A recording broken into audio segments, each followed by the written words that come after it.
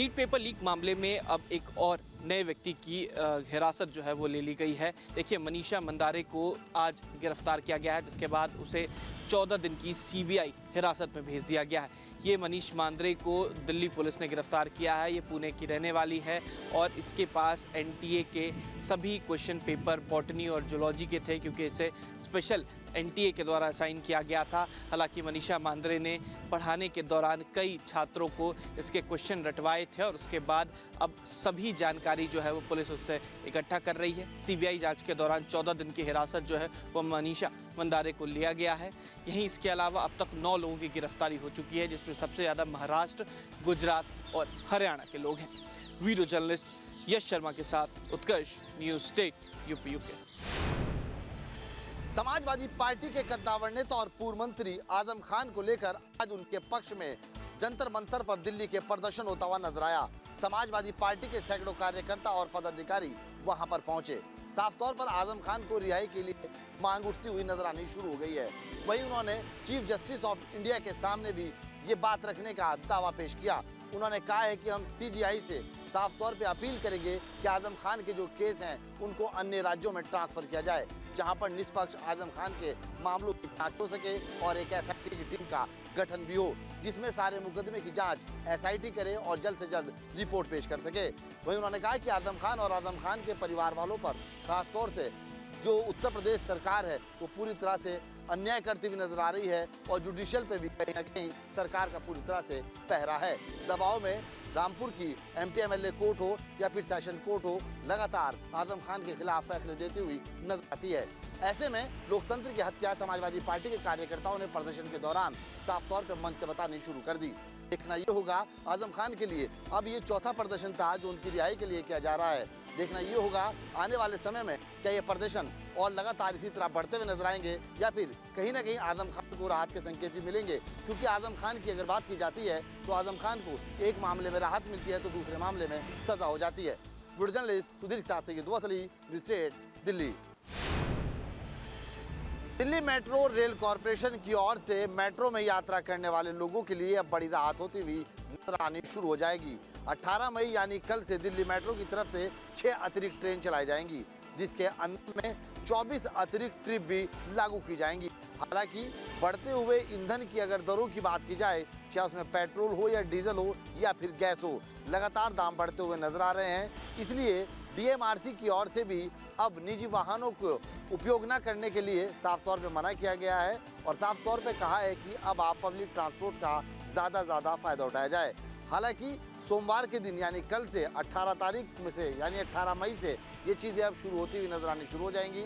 18 मई से 6 अतिरिक्त ट्रेन चलती हुई मेट्रो की और नजर आनी शुरू होंगी, जिससे लोगों को बड़ी राहत मिलती हुई नजर आएगी। खासतौर से बढ़ती हुई जिस तरह से रेल यात्रा के अंदर में यात्री सफ़र करते हैं उनके लिए कहीं ना कहीं राहत भरी खबर भी है।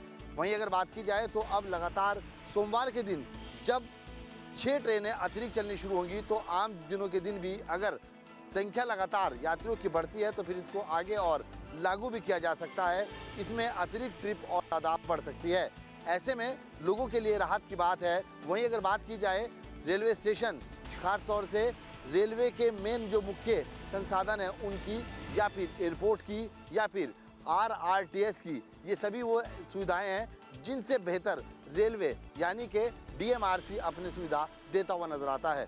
देखना ये होगा इसका कितना खासा असर आम लोगों पर होगा और निजी वाहनों का उपयोग न करके लोग पब्लिक ट्रांसपोर्ट का कितना ज़्यादा उपयोग करेंगे और ये कितना ज़्यादा लाभदायक साबित होता हुआ नजर आएगा। वीडियो जर्नलिस्ट सुधीर के साथ न्यूज़ स्टेट दिल्ली।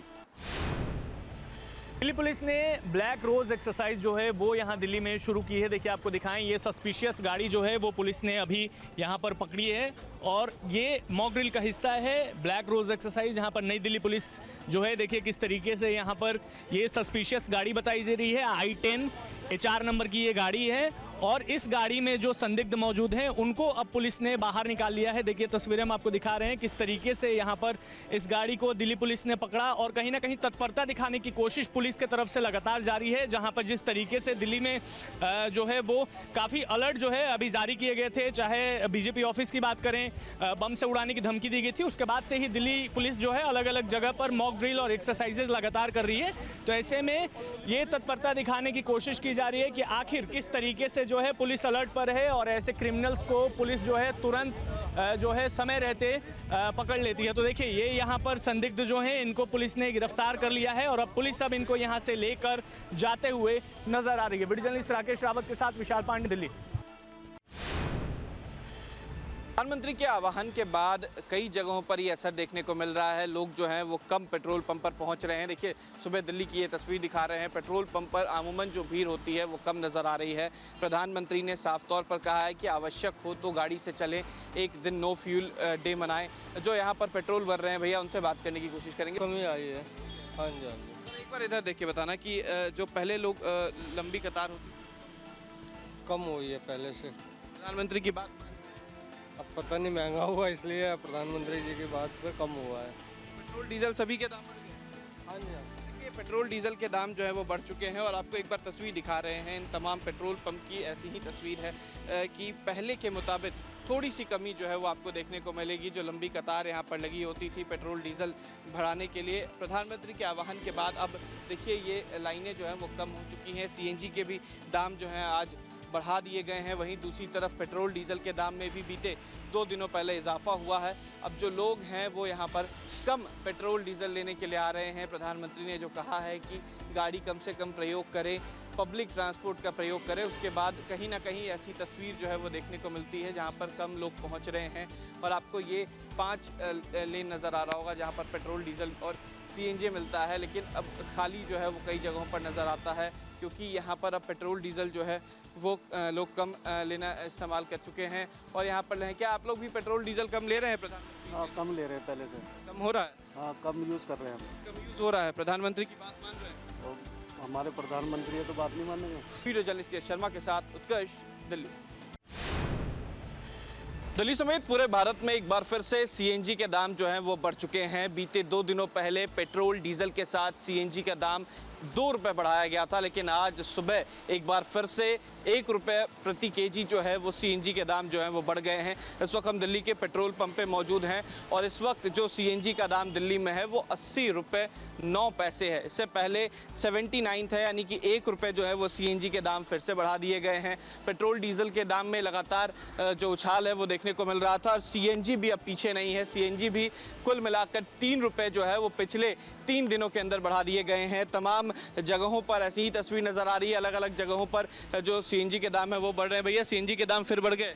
बढ़ गए भैया, देखो पूरे बढ़ गए सब। तो दिक्कत होती है सामान लेके जाते हो? दिक्कत होती है भाई। कहाँ 32 रुपये, 30 रुपये, 25 रुपये में था, आज 80 रुपये में हो गया है। काम परेशानी ज़्यादा हो रही है? काम वाम कुछ है ही नहीं। सीएनजी पेट्रोल डीजल सब बढ़े जा रहे हैं। उत्तर प्रदेश में भी बढ़ाते हैं, वहाँ पे तो और महंगे हैं। वहाँ तो और महंगे भाई, वहाँ तो और महंगे, बहुत महंगे वहाँ। दिक्कत हो रही है? बहुत दिक्कत है, बहुत ज़्यादा। तो देखिए एक परेशानी जो है वो लोगों के लिए और बढ़ गई है। सीएनजी के दाम जो है वो बढ़ गए हैं। अब आपको मैं ये तस्वीर दिखा रहा हूँ किस तरीके से सीएनजी के दाम जो है वो बढ़ गए हैं। क्या उससे परेशानी हो रही है? सर अभी देखा 1 रुपये और बढ़ा दिया, 2 पहले बढ़ाए थे। परेशानी हो रही है। सवारी से बोलो 50, वो कहते हैं 40 देते हैं और कम होता जा रहा है। यहाँ सवारी पैसे नहीं बढ़ा रहे लेकिन सीएनजी दाम बढ़ रहे हैं, सवारी पैसे नहीं बढ़ा रही है। कहता हम परेशानी होती है? परेशानी होती है सर। अब बताओ, हम मन मार के ले जाते हैं, क्या करें, काम है ही नहीं आजकल। जो खर्च है वो बढ़ रहा है लेकिन आमदनी जो है वो नहीं बढ़ती नजर आ रही है। तेल संकट को देखते हुए जिस तरीके से प्रधानमंत्री मोदी ने अपील की है, न सिर्फ सोना चांदी की खरीद को लेकर के उन्होंने कहीं ना कहीं इस पे संयम बरतने के लिए कहा है, दूसरी तरफ तेल संकट को लेकर के न सिर्फ गाड़ी को पूल करना, फ्लीट को कम करना और साथ में अगर हम बात करें तो सबसे बड़ी बात है कि कहीं ना कहीं काम के कार्यप्रणाली में भी बदलाव की ज़रूरत है। उस पर भी जोर दिया गया है। वर्क फ्रॉम होम की भी ज़रूरत को महसूस किया गया है। ऑनलाइन मीटिंग या वर्चुअल मीटिंग पर भी जोर दिया गया है और वर्क फ्रॉम होम को लेकर के उत्तर प्रदेश सरकार में इसे एक नियम के तहत लाने की भी ज़रूरत महसूस की जा रही है। जल्द ही श्रम विभाग वर्क फ्रॉम होम के लिए हफ्ते में दिन फिक्स करने जा रहा है, जिससे कहीं ना कहीं न सिर्फ तेल के इस संकट में वो एक कारगर उपाय होगा, बल्कि ये समय की ज़रूरत भी है। वीडियो जर्नलिस्ट सैफुल हसन के साथ आलोक पांडे, न्यूज़ स्टेट, लखनऊ। मध्य प्रदेश के हाई कोर्ट ने एक ऐतिहासिक फैसला सुनाया है और ये ऐतिहासिक फैसला है कि भोजशाला मंदिर है, जिसके बाद से ही लोगों में उत्साह देखने को मिल रहा है। सनातन धर्म अपनी जीत बता रहा है। सूर्योदय से लेकर सूर्यास्त के बीच में लगातार श्रद्धालुओं के पहुंचने का सिलसिला वहां पर शुरू हो चुका है। लोगों की माने तो एक लंबी लड़ाई लड़ी, ये सदियों का इंतजार था जो अब जाके खत्म हुआ है। हालांकि इस बीच में ये भी कहा जा रहा है कि मुस्लिम पक्ष का ये दावा है कि वो सुप्रीम कोर्ट का रुख करेंगे, लेकिन हाई कोर्ट ने स्पष्ट तौर से अपने 242 पेजों में ये स्पष्ट कर दिया है कि वो भोजशाला है।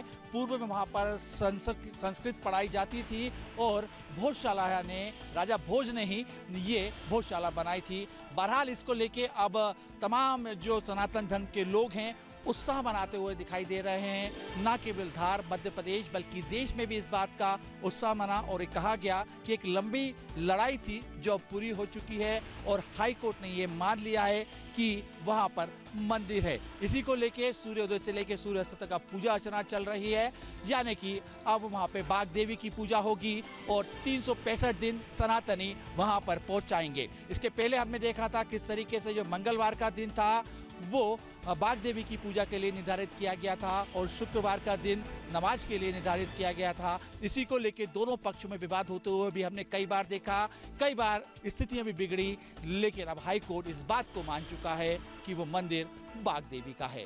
सहयोगी आशु के साथ Atul Sharma, news state, Uttar Pradesh, Uttarakhand. Social media पर उत्तर प्रदेश के पुलिस की उपस्थिति अच्छे कामों के लिए तो ठीक है, लेकिन अगर ड्यूटी पे असर आ रहा है और ड्यूटी से ज़्यादा रीलबाजी की कहीं ना कहीं उनकी आदत पड़ गई है, तो उनके लिए ये खबर बेहद सावधान करने वाली है, क्योंकि पुलिस हेडक्वार्टर की तरफ से ये नियम जारी किए गए हैं कि ऐसे पुलिस वाले जो रील में ज़्यादा व्यस्त रहते हैं और काम कम करते हैं, उन लोगों की रिपोर्ट बनाई जाएगी और हर महीने ये रिपोर्ट पुलिस हेडक्वार्टर भेजा जाएगा और चेक किया जाएगा कि ये रीलबाज जो पुलिस वाले हैं वो काम में कितना ध्यान देते हैं और रील बनाने में कितने व्यस्त और मस्त रहते हैं। इसलिए बहुत सावधानी के साथ आगे उन्हें ड्यूटी करनी पड़ेगी और रीलबाजी की अगर आदत है तो छोड़नी भी पड़ेगी, क्योंकि ये निर्देश नहीं बल्कि चेतावनी भी हेडक्वार्टर की तरफ से दी गई है। वीडियो जर्नलिस्ट सैफुल हसन के साथ आलोक पांडे, न्यूज़ स्ट्रीट, लखनऊ। उत्तर प्रदेश में जिस तरीके से संदिग्ध आतंकियों की गिरफ्तारी हुई है और यूपी एटीएस लगातार इस गिरफ्तारी के बाद जांच कर रही है, ये तार पश्चिम से लेकर के पूरब तक निकल के आ रहे हैं, चाहे उनके फोन के कॉल डिटेल हो या सबसे जो महत्वपूर्ण रहा है वो सोशल मीडिया प्लेटफॉर्म रहा है। शहजाद भट्टी जो कि पाकिस्तान का गैंगस्टर है, उनसे सीधे इनके तार जुड़े हुए निकल के आ रहे हैं। जांच अभी जारी है, ये देखना है कि ये किस तरीके का नेटवर्क था, इनका क्या करने का प्लान था, और जो कहा जाता है कि ये ग्राउंड पे सिर्फ मॉड्यूल थे या फिर ऐसे कई हैंडलर रहे हैं जो कि इस गैंग के साथ जुड़े थे या सोशल मीडिया के इस प्रेजेंस के साथ, उस प्लेटफॉर्म के साथ काम कर रहे थे। अभी बहुत कुछ तफ्तीश बाकी है। एटीएस लगातार इस जांच में जुटी हुई है। वीडियो जर्नलिस्ट सैफुल हसन के साथ आलोक पांडे, न्यूज़ स्ट्रीट, लखनऊ। जनपद हमीरपुर के मौदहा कोतवाली क्षेत्र से निकले नेशनल हाईवे 34 में एक बार फिर से दर्दनाक सड़क हादसा देखने को मिला है, जहां एक इको कार की तेज रफ्तार ट्रक से टक्कर हो गई। बताया जा रहा है कि इको कार सवार तकरीबन आधा दर्जन लोग महोबा से कानपुर की तरफ जा रहे थे, तभी सामने से आ रहे तेज रफ्तार ट्रक ने इको कार को टक्कर मार दी। यह टक्कर इतनी जोरदार थी कि मौके पर ही 4 लोगों की दर्दनाक मौत हो गई।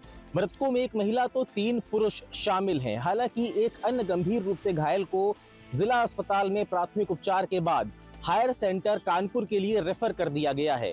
इस घटना की जानकारी मिलते ही स्थानीय थाने समेत आला अधिकारी मौके पर पहुंचे और घायलों के तुरंत उपचार को सुनिश्चित किया गया। हालांकि इस घटना की जानकारी मिलते ही सीएम योगी आदित्यनाथ ने भी इस पूरे मामले को संज्ञान में लेकर स्वास्थ्य विभाग और जनपदीय उच्च अधिकारियों को त्वरित सहायता प्रदान कराने के निर्देश दिए हैं। साथ ही शोक संतप्त परिवारजनों के लिए संवेदनाएं भी प्रकट की गई हैं। नेशनल हाईवे 34 में आए दिन इस तरह के दर्दनाक हादसे देखने को मिलते हैं और एक बार फिर से जनपद हमीरपुर से निकला नेशनल हाईवे 34 4 लोगों की जिंदगी अपने साथ ले गया।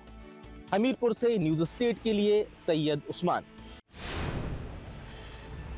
मुंबई के एक व्यापारी से 7.5 करोड़ रुपए की ठगी के मामले को लेकर मुंबई की ईओडब्ल्यू शाखा ने आगरा के थाना शमशाबाद के चितौरा गांव में नोटिस चस्पा किया है। दरअसल आपको बता दें कि 4 लोगों के खिलाफ मुकदमा दर्ज है और ये चारों लोग लंबे समय से मुंबई कोर्ट में हाजिर नहीं हो रहे थे और यही वजह रही कि ईओडब्ल्यू शाखा ने अब यहां आकर नोटिस चस्पा किया है।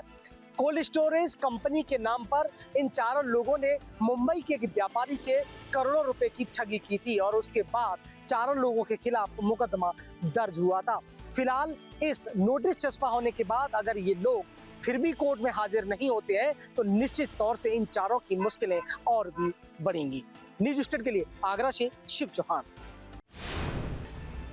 कानपुर के नौरोना चौराहे में इस वक्त हम मौजूद हैं और यहाँ पर मूर्ति के लिए एक स्थान बनाया गया है और इस स्थान पर सपा विधायक अमिताभ वाजपेयी बैठे हुए नजर आ रहे हैं और यहाँ पर हाथ में उन्होंने एक तख्ती ले रखी है, एक पर्चा ले रखा है जिसमें लिखा हुआ है मूर्ति कहाँ है, कब लगेगी।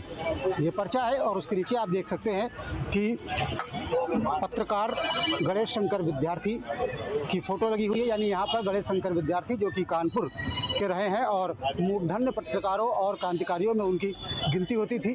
उनकी यहाँ पर प्रतिमा लगाई जानी थी लेकिन ये प्रतिमा यहाँ पर नहीं लग सकी और यही वजह है कि सपा के विधायक अमिताभ वाजपेयी आज यहाँ पर बैठे हुए हैं और जिस जगह पर मूर्ति लगनी थी उस जगह पर वो खुद बैठे हैं।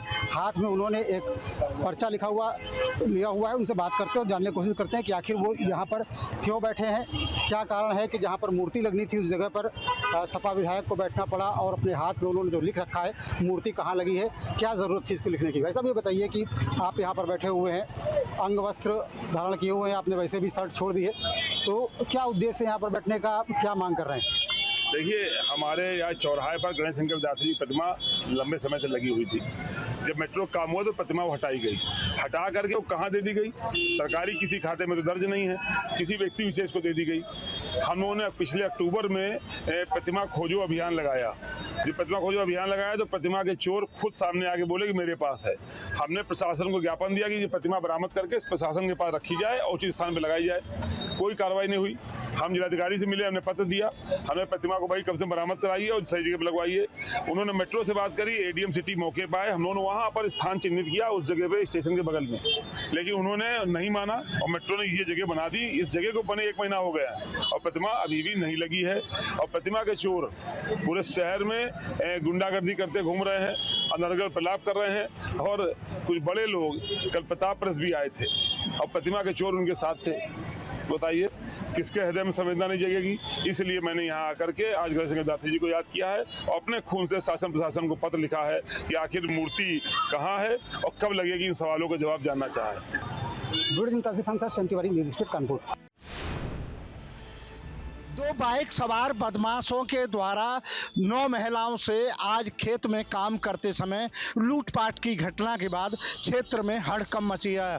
जी हम बात कर रहे हैं अलीगढ़ के थाना मंडरा के इलाके के गांव भकरवाला में 9 महिलाएं खेतों पे काम करने के लिए गई थी कि तभी अचानक 2 बाइक पर सवार अज्ञात बदमाशों ने तमंचे के बल पर महिलाओं से कुंडल पाजेब आदि आभूषण लूट लिए। इसकी जानकारी मिलने के बाद तत्काल मौके पर जो पुलिस अधिकारी पहुंचे और उनके द्वारा बदमाशों की गिरफ्तारी के लिए पूरे जिले में नाकाबंदी शुरू कर दी, लेकिन बदमाश हैं कि सुरक्षित भाग जाने में सफल रहे। अब पुलिस का कहना है कि इस मामले में एफआईआर दर्ज कर ली गई है और बदमाशों की गिरफ्तारी के लिए 3 टीमों का गठन कर दिया गया है। ग्राम भकरौला के जंगल में 2 अज्ञात अपाचे सवारों द्वारा कुछ महिलाओं से डरा धमकाकर 1 जोड़ी कुंडल और अन्य तोड़ियां आदि ले लिए गए हैं, जिस संबंध में समुचित धाराओं में अभियोग पंजीकृत किया जा रहा है। घटना के अनावरण के लिए 3 टीमों का गठन कर दिया गया है। जल्द ही घटना का खुलासा किया जाएगा। न्यूज स्टेट के लिए अलीगढ़ से धीरेन्द्र सिंह। कानपुर में गर्मी का कहर देखने को मिल रहा है। आम आदमी का जनजीवन गर्मी की वजह से अस्त व्यस्त हो गया है। लोग बहुत जरूरी काम नहीं है तो दोपहर में घरों से निकलने से बच रहे हैं। वहीं कानपुर प्राणी उद्यान में जानवरों पर भी गर्मी का असर देखने को मिल रहा है। हम आपको तेंदुए का बाड़ा दिखा रहे हैं, जहां पर आप देख सकते हैं कि तेंदुए शांति से किनारे लेटे हुए हैं, गर्मी से शिथिल नजर आ रहे हैं। आप बाड़े की तस्वीर दिखाएंगे कि तेंदुओं के तमाम इंतजाम यहाँ पर किए गए हैं, जिसकी वजह से तेंदुए यहाँ पर खेलते कूदते लोगों को नजर आए। तेंदुए के बाड़े में पानी भरा हुआ है, लेकिन इसके अलावा तेंदुए छाह में आराम से लेटे हुए नजर आ रहे हैं। दरअसल गर्मी बहुत ज़्यादा है, जिसकी वजह से जानवर भी बेहाल हो रहे हैं। आप देख सकते हैं कि किस तरीके से तेंदुए लेटे हुए हैं। तमाम जो लोग यहाँ पर दर्शक मौजूद हैं वो बाड़ों पर पहुंच करके जानवरों को देख रहे हैं, लेकिन आज दर्शकों को थोड़ी निराशा हाथ लग रही है, क्योंकि गर्मी बहुत ज़्यादा है। ऐसे में जानवर बहुत ज़्यादा चहलकदमी करते हुए नहीं देख रहे। कुछ लोग भी हमारे साथ में उनसे बात करते हैं। वैसे बताइए, गर्मी कितनी ज़्यादा है और क्या असर देख रहा है चिड़ियाघर में उसका? बहुत ज़्यादा यहाँ पर गर्मी इस समय पड़ रही है। गर्मी से परेशान है, बेहाल हैं, क्योंकि आज संडे का दिन है। संडे के मौके पर बड़े पैमाने पर शहर के लोग चिड़ियाघर में जानवरों को देखने के लिए पहुंचते हैं और आप तस्वीरों के माध्यम से देख सकते हैं चिड़ियाघर में आज अपेक्षाकृत ज़्यादा चहल पहल देखने को मिल रही है। लेकिन जो लोग हैं वो दोपहर में ना आकर के शाम को चिड़ियाघर में जाना पसंद कर रहे हैं। 3 बजे के बाद चिड़ियाघर का रुख कर रहे हैं। और वहीं दूसरी तरफ जो चिड़ियाघर में पार्क है वहाँ पर लोग गर्मी से बचते हुए पेड़ के नीचे बैठ करके आराम करते हुए नज़र आ रहे हैं। एक तरफ जानवर पशु पक्षी गर्मी से परेशान है, तो वहीं दूसरी तरफ आम आदमी जो चिड़ियाघर पहुंच रहा है वो भी सीधी धूप से बचते हुए बाड़ों में जाने के दौरान तमाम जगहों पर रुक करके जो यहाँ पार्क बने हुए हैं वहाँ पर छाया के नीचे बैठ करके आराम करने के बाद आगे बढ़ रहे हैं। सामने टाइगर मौजूद है। टाइगर के बाड़े में बीच में पानी भरा हुआ है, नांद बनाया गया है और टाइगर भी छाहों को ढूंढता हुआ बाड़े के जो उसका बाड़ा है उसके किनारे छाह में घूमता हुआ दिखाई पड़ रहा है। वह दूसरी तरफ आपको दिखाएंगे कि किस तरीके से चिड़ियाघर प्रशासन ने जानवरों को राहत देने के लिए प्रयास किए हैं। स्प्रिंकलर यहाँ पर लगाए गए हैं, जिससे पानी का छिड़काव लगातार किया जा रहा है और पानी का छिड़काव होने की वजह से जानवरों को थोड़ी बहुत राहत महसूस होती है। आपको बता दें कि टाइगर के ठीक बगल में गैंडे का बाड़ा है और गैंडे के बाड़े में भी आप तस्वीरें देख सकते हैं कि किस तरीके से यहाँ पर स्प्रिंकलर चल रहा है और गैंडे के बाड़े में गैंडे को गर्मी से राहत देने के लिए ये प्रयास यहाँ पर किए गए। हालांकि चिड़ियाघर प्रशासन ने जानवरों के लिए अपने स्तर पर इंतजाम कर रखे हैं। तमाम जानवरों के बाड़ों में कूलर लगाए गए हैं, स्प्रिंकलर लगाए गए हैं और इसके अलावा उनके खान पान में भी तब्दीली की गई है। Tiwari, news state Kanpur. महाराष्ट्र के बाद अब मध्य प्रदेश में तरबूज खाने से 2 लोगों की मौत जो है वो हो गई है। पहले महाराष्ट्र में एक पूरे परिवार की जान चली गई, उसके बाद मध्य प्रदेश में इस तरबूज को खाने के बाद मैगी खाए व्यक्ति में से एक व्यक्ति की जान चली गई और अब इसका असर जो है वो मंडी पर नज़र आ रहा है। देखिए, इस तरबूज की यहाँ पर आप लंबी कतार देख सकते हैं। कई दुकानें जो हैं वो यहाँ पर आपको नज़र आएंगी, लेकिन अब भीड़ जो है अमूमन पहले से कम हो चुकी है और ऐसी खबरों के बाद अब लोग जो हैं वो तरबूज खरीदने के लिए कम आ रहे हैं। कहीं ना कहीं यही एक कारण है कि तरबूज के दाम में भी गिरावट आई है और ये देखिए दुकान जो है वो लगी हुई है, लेकिन लोग जो है वो कम आ रहे हैं। कितने की बिक्री अब हो रही है, क्या इन चीज़ों को लेकर? 5,000 की 4-5 हज़ार की बिक्री हो रही है, पहले 10-12 हज़ार की होती थी। लोग नहीं आ रहे? लोग कम आ रहे हैं। क्यों डर गए क्या? तरबूज खाने से लोग मर रहे हैं? पता नहीं किस चीज़ से मर रहे हैं। तरबूज तो ऐसी कोई ऐसी बात है नहीं, इसे तो अगर फायदा करता है, पानी की कमी पूरी करता है, लेकिन आदमी पता नहीं मोबाइल पे जो देख लेता है उस पर यकीन करता है, अल्लाह की जात पे कोई यकीन नहीं करता आजकल। पहले कितने में तरबूज बेच रहे थे और अब कितने में बेच रहे हो तरबूज? 30 रुपए किलो बेच रहे थे, अब 20 रुपए किलो बेच रहे हैं। 10 रुपए कम हो गए? 10 रुपए कम हो गए। मौसम के हिसाब से 30 रुपए किलो होना चाहिए था, मगर 10 रुपए कम हो गए। और कितने का पूरा तरबूज लेके बैठे और अब तक बिका नहीं? कम 1 लाख रुपए का तरबूज लेके बैठे हुए हैं, बिक नहीं रहा। हाँ, लोग आ रहे हैं तो क्या ये बोल रहे हैं क्या कि तरबूज खाने? कोई आता है बोलता है तो उन्हें समझाना पड़ता है, फिर वो समझते आते हैं तो ले जाते हैं। पूरी मंडी का असर आपको नज़र आएगा कि तमाम जगहों पर जो लोग हैं वो केवल देख के चले जा रहे हैं। बिक्री जो है वो कम हो चुकी है। जो पहले 30 रुपए किलो तरबूज था वो अब 20 रुपए किलो हो चुका है, फिर भी लोग कम पहुंच रहे हैं। तरबूज विक्रेता जो हैं, जो पहले 30 रुपए किलो तक तरबूज बेचा कर रहे थे, वो महज 20 रुपए पे आ गई है और आमदनी जो प्रतिदिन 10,000 तक थी वो अब 5 से 6,000 हो चुकी है। वीडियो जर्नलिस्ट यश शर्मा के साथ उत्कर्ष, दिल्ली। अब से डीडी फ्री डिश की चैनल नंबर 57 पर देखिए न्यूज नेशन।